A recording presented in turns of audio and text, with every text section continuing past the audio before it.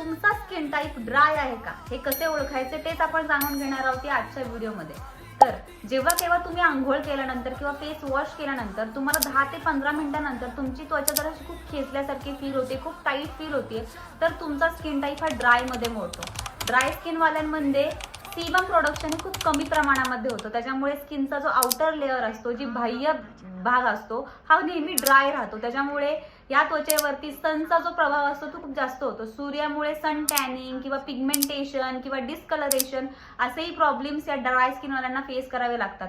त्याचमध्ये त्यांची स्किन ही इची फील होते, बिकॉज खूप ड्राय होतीये, इची फील होतीये, असं स्किन पील व्हायला सुरुवात होते। आणि असे जर प्रॉब्लेम तुम्ही फेस करत असाल तर तुम्ही ड्राय स्किनचे आहात। आणि तुम्हाला जर जाणून घ्यायचं असेल की ड्राय स्किनची काळजी कशी घ्यायची, कोणते मेकअप प्रोडक्ट बेस्ट असतात ड्राय स्किन वाल्यांसाठी, तर तुम्ही खाली कमेंट करू शकता, त्याच्यावरती मी व्हिडिओ नक्कीच आणेल।